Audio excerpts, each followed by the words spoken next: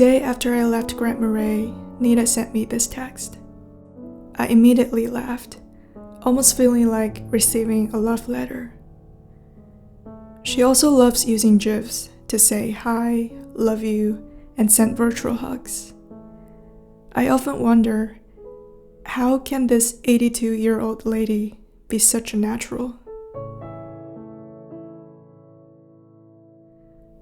The story between us was a painting that only showed its peak beauty after layers of touches. It was easy to delineate the skeleton of the initial draft. A local artist, pure and sensitive on the canvas, gentle, curious, empathetic in life, and vibrant for her age. But it took me days to fully flesh out her soul.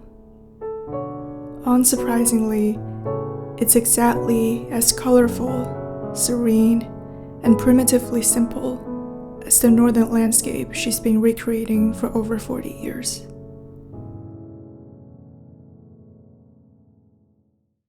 I first met her and her paintings in a shed, among the 4 that she bought in an open space downtown. Grand Marais is renowned for its artistic vibe. Hundreds of artists' works depicting the beauty of the North in various ways can be found all over the town. Even so, it was hard to miss her signature painting style. Birches in different seasons, with leaves still in the air or blowing in the wind. The gradient colors were seated in the backdrop, blooming in the sky, the lake, and the woods, meticulously made to look careless. It got me seriously wondering, what does the world look like in the eyes of an artist? Would it be possible that this is the exact palette she sees? Hearing the story of why I came here, she nodded and said, "It must be tough." Later, when I replayed that conversation, I understood that it wasn't a normal gesture of empathy, not the kind of "I'm sorry" that others offer. She was carefully considering the solutions to guide me out of the situation. Although I was surrounded by dozens of her paintings, her identity as an artist was less prominent than her as a vivid person who was having an equal conversation with me, despite our huge age difference. In the next few days, I would always stop by her shed to talk to her. The puzzle of her life story was gradually pieced up through each encounter. At the center was a sheer inclusion. She only has foster children, which was a decision made early in high school. She likes working with problematic kids and nonprofits, and would proudly recall the young people she once acquainted with in this town. She resents the arrogance of some artists who believe certain arts are better than others.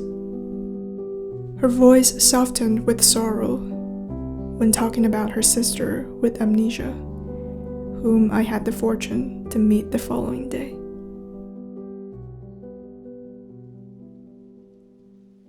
It rained on the last day of my trip.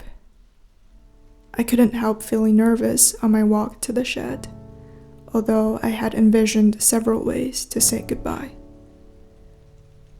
She wasn't there. It could have been a convenient way to avoid the farewell, but I had to brush the painting with a finished touch. That night, we talked for hours on her couch. Nothing surprised me until she said she doesn't consider herself an artist. I paint something I like. Some people like and buy them. I get money to make a living. That's all about it. And yet, through this simple living, she has enriched so many lives. those alive and those gone.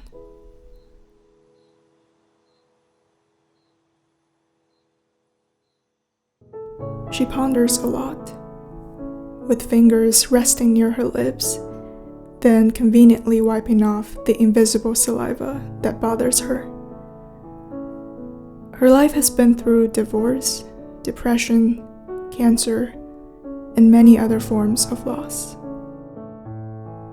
When I looked at her that night, and when I looked back on all the time I've spent with her, all of a sudden, I saw her living entirely in her soul, not her body. The old people's issues, in her words, sound like external problems that she needs to handle. For many times, she threw the question in the air, just as genuinely and innocently as a child. Why do people turn against and look down on each other? I don't understand.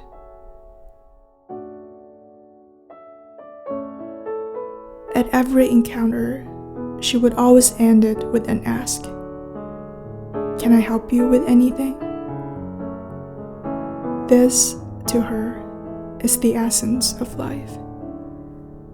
Someone drops a handkerchief, you pick it up.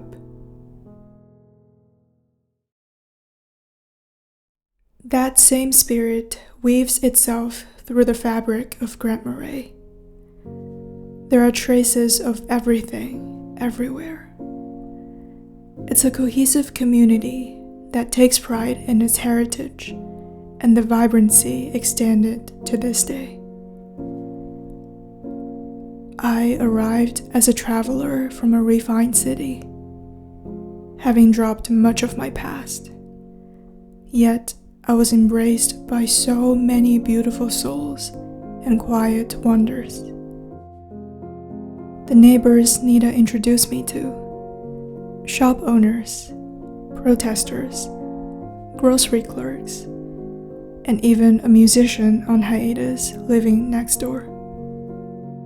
These people, along with the primitive beauty of the North Shore, picked up my struggling self and sheltered it with heartfelt blessings.